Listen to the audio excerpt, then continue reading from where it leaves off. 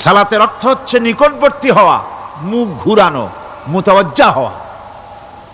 ওই যে হযরত ইব্রাহিম আলাইহিস সালাম বলেছিলেন, ইন্নী ওয়াজ্জাহতু ওয়াজহিয়া লিল্লাযী ফাতারাস সামাওয়াতি ওয়াল আরদ। জানেন আপনারা?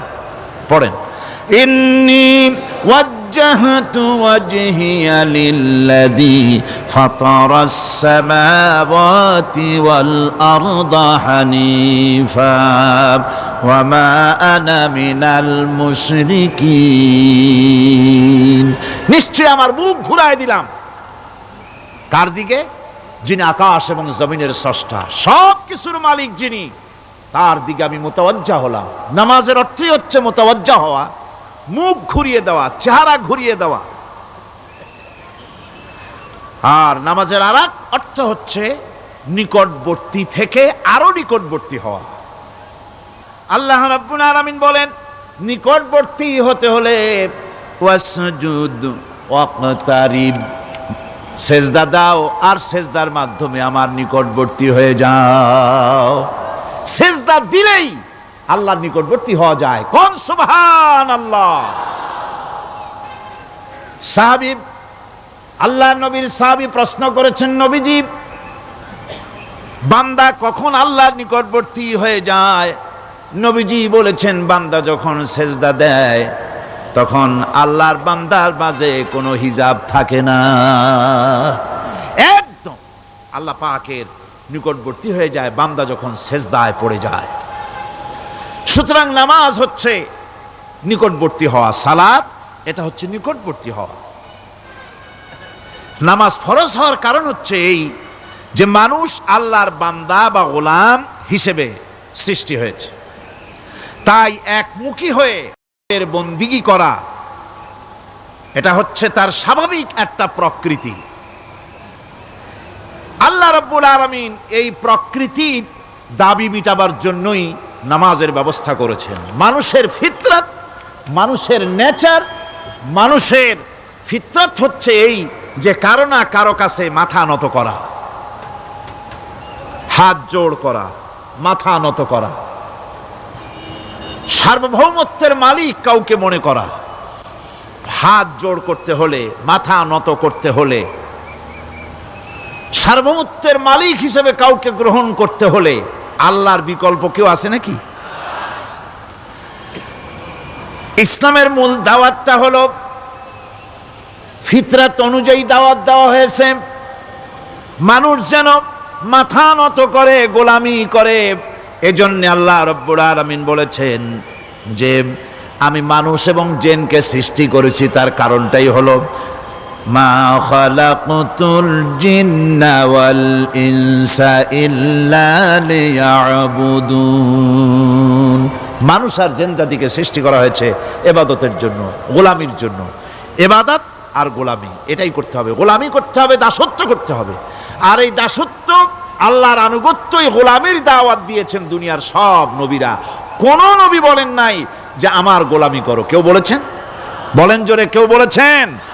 আল্লাহ পাক বলেন, ওয়ালাকাদ বা'আসনা ফি কুল্লি উম্মাতির রাসূলা আন ইবুদুল্লাহা ওয়াজতানিবুত তাগুত।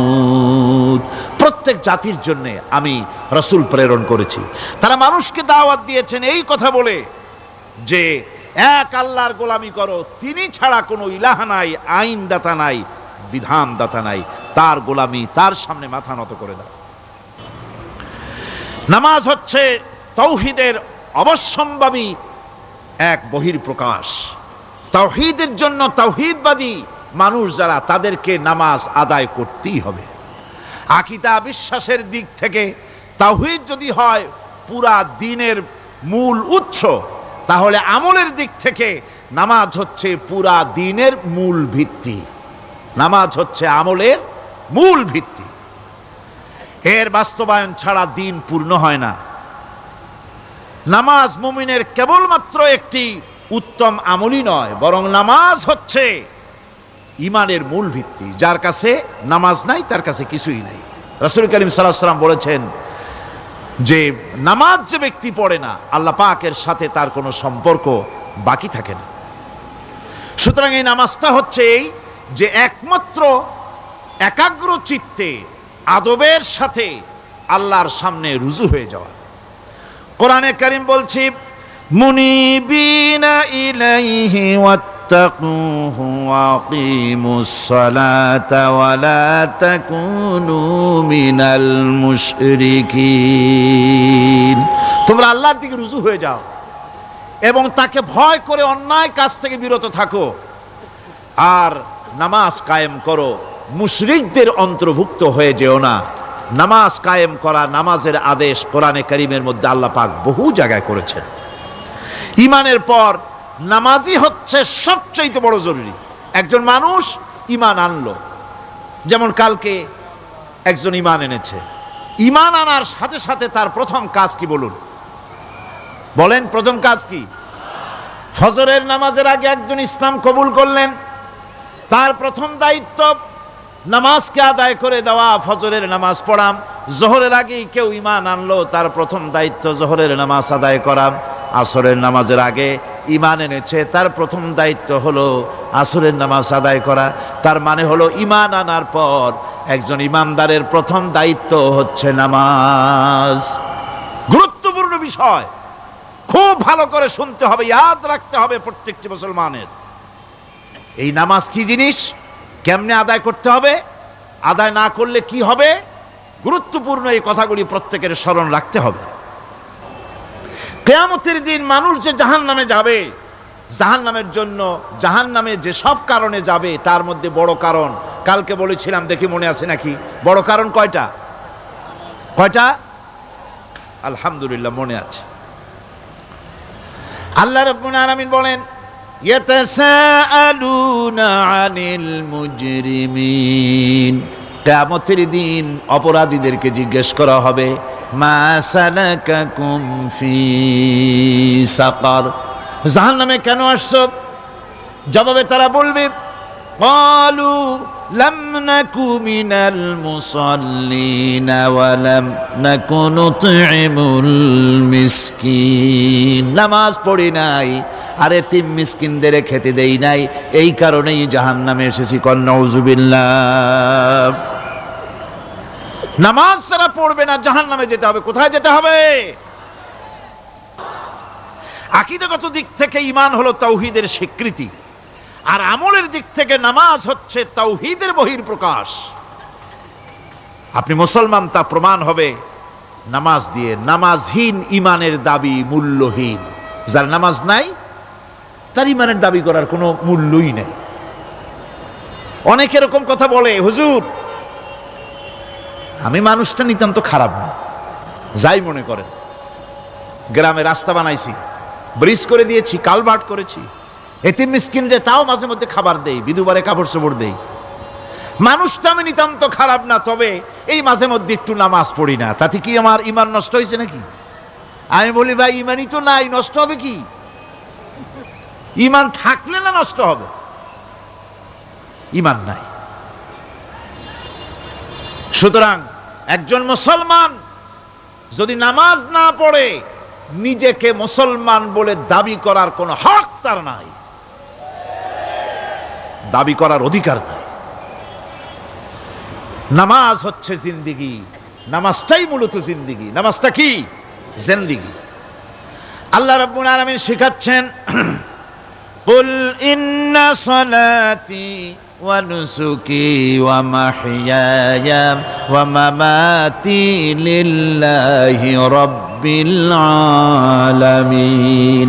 মুহাব্বতের সাথে সবাই পড়েন, কুল ইন্না সালাতি ওয়া নুসুকি ওয়া মাহইয়ায়া ওয়া মামাতি লিল্লাহি রাব্বিল আলামিন।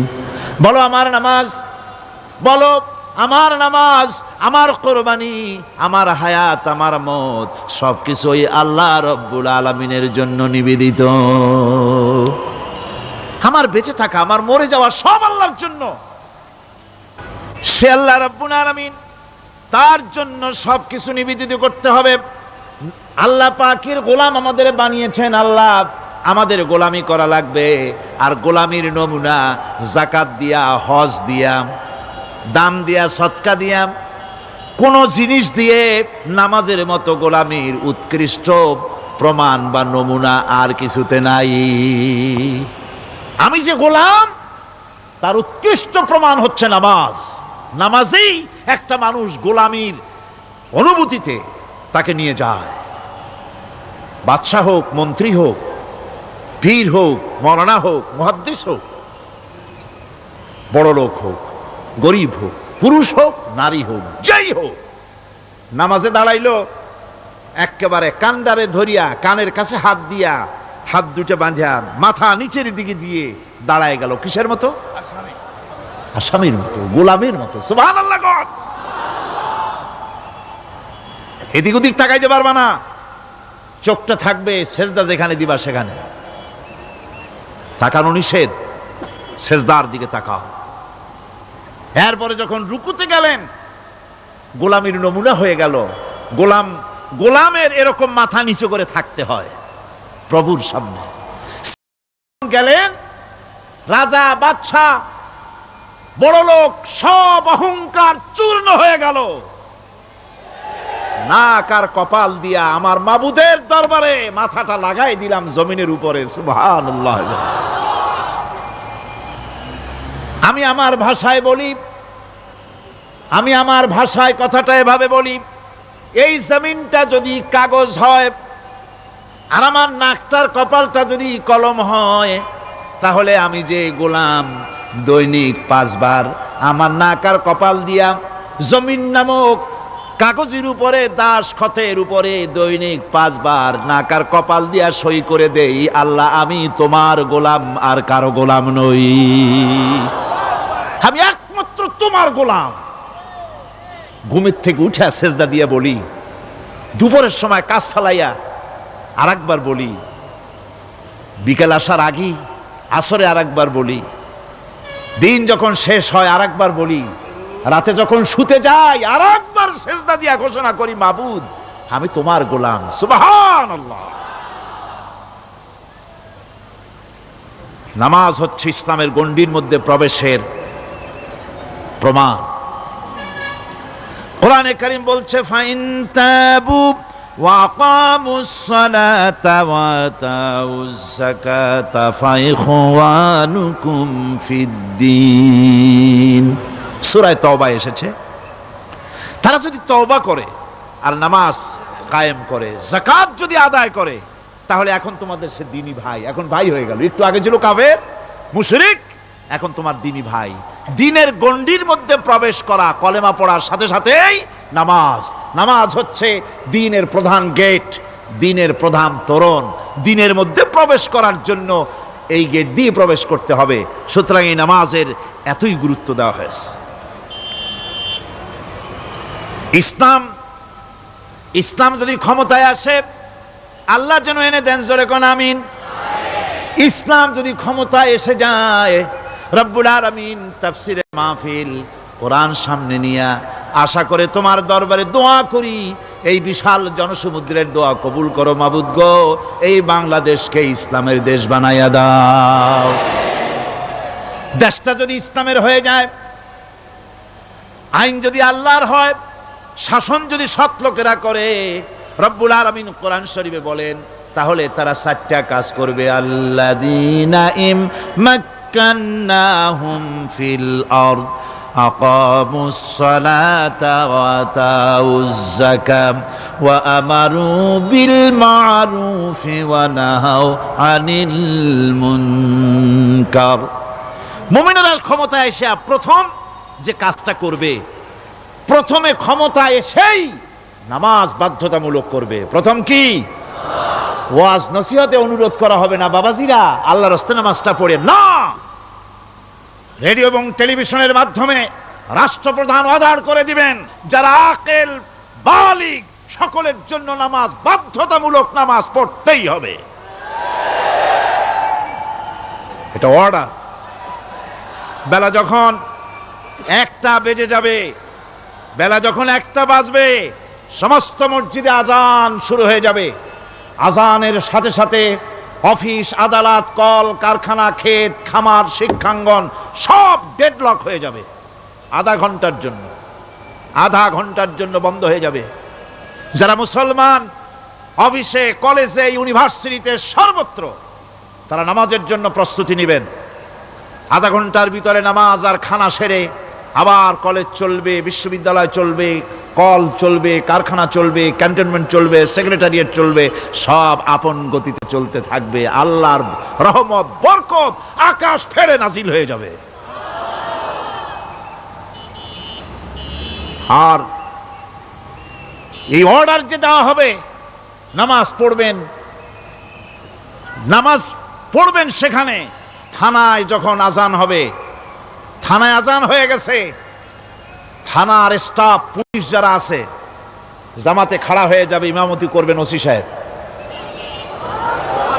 এসপির অফিসে এসপি সাহেব ইমামতি করবেন, ডিসি সাহেব তার অফিসে ইমামতি করবেন, মন্ত্রী সেক্রেটারিয়েট ইমামতি করবেন, প্রেসিডেন্ট বঙ্গভবনে ইমামতি করবেন, বিশ্ববিদ্যালয়ের ভাইস চ্যান্সেলরের ইমামতিতে সে জায়গার মুসলমান ছাত্র ছাত্রী, শিক্ষক শিক্ষয়িত্রী এক জামাতে নামাজ আদায় করবে। এই যদি হয় চিত্র দেশের, অপরাধ থাকবে? থানায় ওসি সাহেব নিজেই যদি জামাতের ইমামতি করেন, এইভাবে নামাজ আদায় করেন পুলিশদের নিয়ে জামাতে, ঘুষ আর খাবে তারা? এসপি সাহেবের অফিসে, ডিসি সাহেবের অফিসে মন্ত্রীরা যদি এভাবে নামাজ কায়েম করে, তাহলে কি অন্যায় অপরাধ কিছু থাকবে সমাজে? থাকবে না। সুতরাং নামাজ বাধ্যতামূলক করে দেওয়া হবে। নামাজ বাধ্যতামূলক, সকলকে নামাজ পড়তে হবে। নামাজ হচ্ছে অপকর্মের প্রতিবন্ধক। নামাজ পড়লে অন্যায় কাজ থেকে বাঁচার পথ। অন্যায় থেকে বাঁচাই কিসে? নামাজ। আল্লাহ রাব্বুল আলামিন বলেন, উতলু মা উহিয়া ইলাইকা মিনাল কিতাবি ওয়া কিমিস সালাম ইন্নাস সালাতা তানহা আনিল ফাহশাই ওয়াল মুনকার। হে নবী, এই কিতাব তেলাওয়াত করো, যা তোমার প্রতি অবতীর্ণ করা হয়েছে, এই কিতাব তেলাওয়াত করো আর নামাজকে প্রতিষ্ঠা করো। নিঃসন্দেহে নামাজ মানুষকে পাপাচার থেকে বাঁচায়া দেয়। অশ্লীলতা, পাপাচার থেকে মানুষকে বাঁচায় কে? জোরে চিল্লায় কোন কে? নামাজ। এই নামাজ মানুষকে অন্যায় কাজ থেকে বাঁচায় দেয়।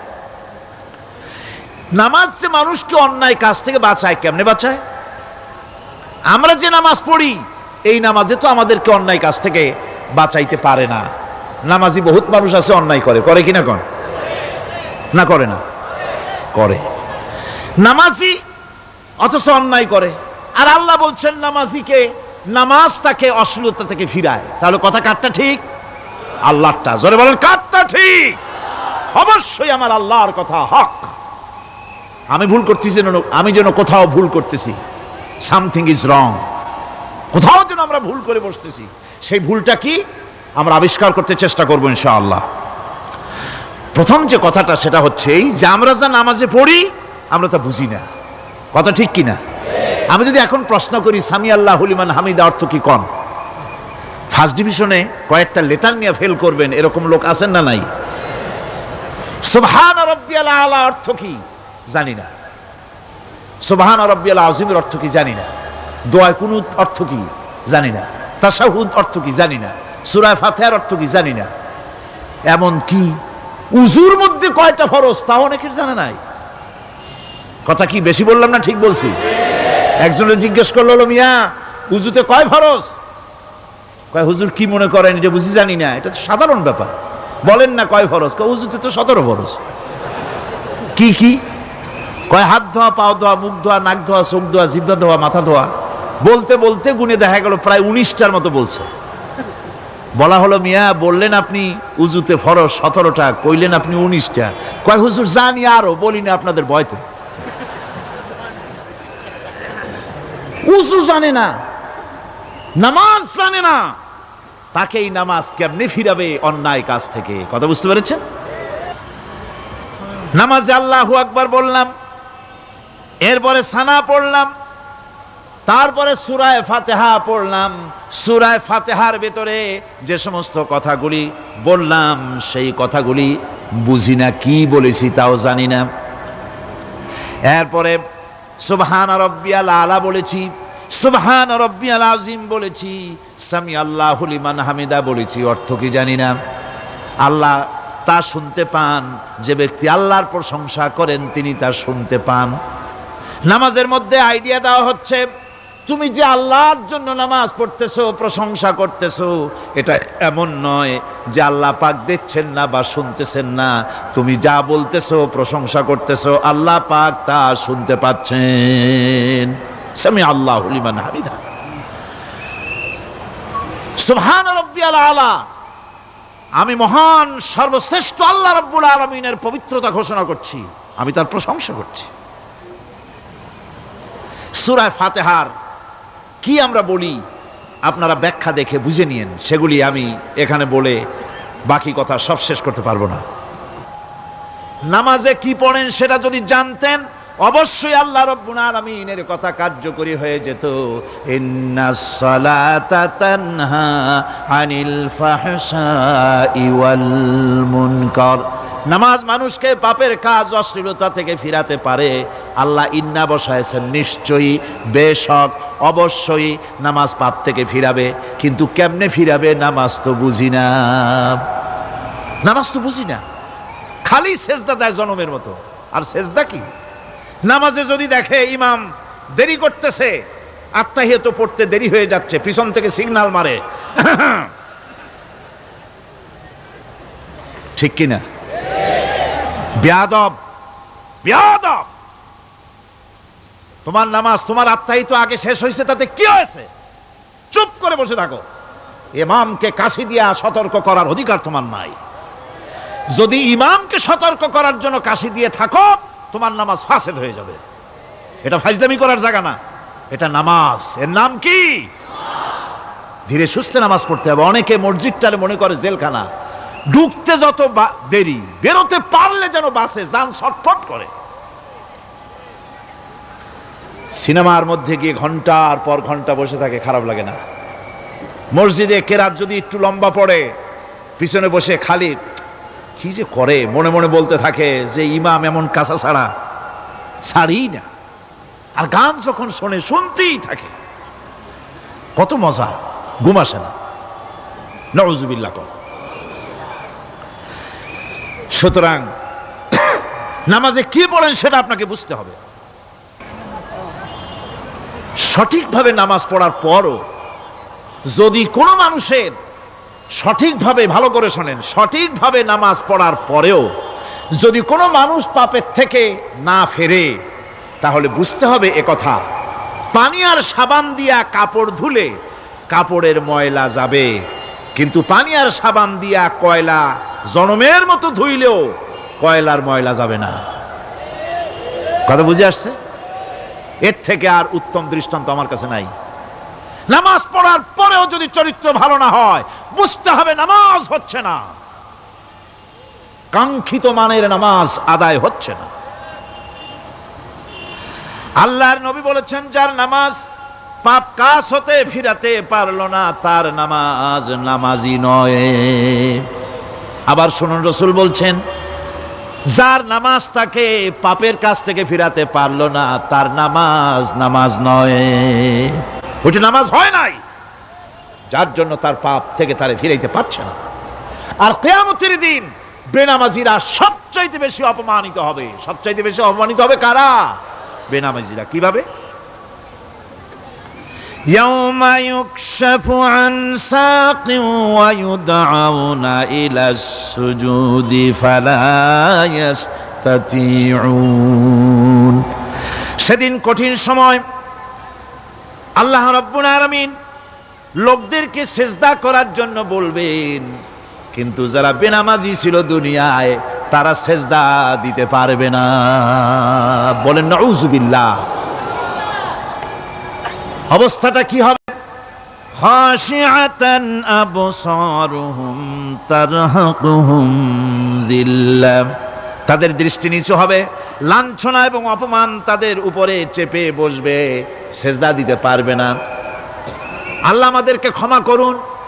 কিয়ামতের দিন হযরত আদম আলাইহিস সালাম থেকে শুরু করে পৃথিবীর সমস্ত মানুষের সামনে আল্লাহ রাব্বুল আলামিন সেজদা করার জন্য অর্ডার করবেন। যারা নাকি বেনামাজি ওরা আল্লাহর দরবারে সেদিন সেজদা দিতে পারবে না, লাঞ্ছিত অপমানিত হবে। জোরে কোন নাউজুবিল্লাহ।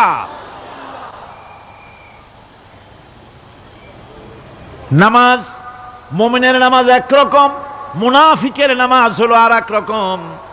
মুনাফিকরাও নামাজ পড়ে, পড়ে কিনা কন? মুনাফিকেরাও নামাজ পড়ে। মুনাফিকেরা যখন নামাজ পড়তে যায় আল্লাহ রাব্বুল আলামিন বলতেছেন ওয়াইদা কামু ইলাস সালাতি কামু কুসালা। মুনাফিকেরা যখন নামাজ পড়তে দাঁড়ায়, নামাজে আসে ঠিক তারা, কিন্তু নামাজের জন্য দাঁড়ায় খুব শৈথিল্য ভারে, শৈথিল্যভাবে দাঁড়ায়, কাহিলি সুস্তি, এ জায়গা চুলকায়, পায়জামা ধরে টান দেয়, টুপিটা ঘুরে আয়, এদিক ওদিক তাকায়। মুনাফিকের নামাজ দেখলেই ঠিক পাওয়া যায় যে বেটা মুনাফিক। এইভাবে সে দাঁড়ায়। তার নামাজটা কি জন্য? ইউরাউনান নাসা ওয়ালা ইয়াযকুরুনাল্লাহা ইল্লা কালিলা। তাদের নামাজ হচ্ছে মানুষকে দেখাবার নামাজ। নাউযুবিল্লাহ। এখন দেখবেন এই মৌসুম আসছে, নামাজের মৌসুম, বেনামাজিদের নামাজের মৌসুম। জনসভা হচ্ছে, নির্বাচন আসতেছে, নামাজে রক্ত হয়ে গেছে, তাড়াতাড়ি আজান হয়ে গেল। টুপি না থাকলে রুমাল একটা মাথায় দিল, উজু আছে কি না আছে, আল্লাহু আকবার, যা আছে কপালে হয়ে যাক। মানুষকে দেখাবার জন্য এরা নামাজ পড়ে।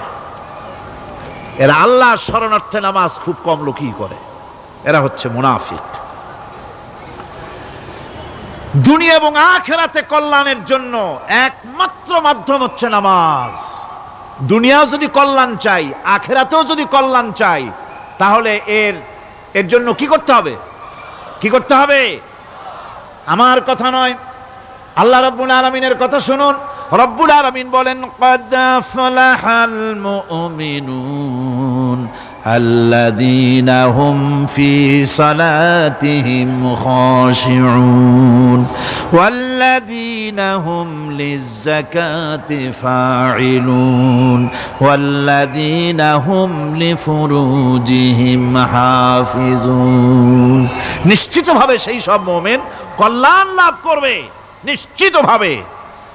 তারা হচ্ছে ওই সব লোক যারা নিজেদের নামাজ ভীতি মিশ্রিত, বিনয় ভাবে, ভীতি মিশ্রিত অবস্থায় বিনয়ের সাথে যারা নামাজ আদায় করে, যারা বেহুদা কাজ থেকে বিরত থাকে, যারা যাকাতের পন্থায় কর্মতৎপর হয়, আর যারা নিজের লজ্জাস্থানকে হেফাজত করে। এরপরে আল্লাহ পাক বলেন ওয়াল্লাযীনা হুম লিআমানাতিহিম ওয়া আহদিহিম রাউন ওয়াল্লাযীনা আলা সালাওয়াতিহিম ইউহাফিজুন ওয়াল্লাযীনা আলা সালাতিহিম হাফিজুন। আর যারা তাদের আমানতকে পূর্ণ করে, আমানত এবং তাদের ওয়াদা চুক্তি পূর্ণ করে, এবং যারা নিজেদের নামাজ সমূহকে পূর্ণভাবে হক আদায় করে নামাজ পড়ে, নামাজের যারা হেফাজত করে, এরা কারা? এরা হচ্ছে উলাইকা হুমুল ওয়ারিসুন আল্লাযীনা ইয়ারিসুনাল ফিরদাউসা হুম ফিহা খালিদুন। এরা হচ্ছে সেই সব লোক, এরা উত্তরাধিকার হচ্ছে জান্নাতের উত্তরাধিকার, জান্নাতুল ফিরদাউসে আল্লাহ রাব্বুল আলামিন এই গুণ বিশিষ্ট লোকদের জন্য জায়গা করে দিবেন। জোরে কোন সুবহানাল্লাহ। নামাজকে পড়তে বলা হয়নি, কোরআন শরীফে বলা হয়েছে নামাজ কায়েম করো। কি বলা হয়েছে কোন তো দেখি? নামাজ কায়েম করো, নামাজ পড়ো। এই কথা কিন্তু কোরআন শরীফে কোনো জায়গায় আছে নাকি? এখন কায়েম করা কারে বলে?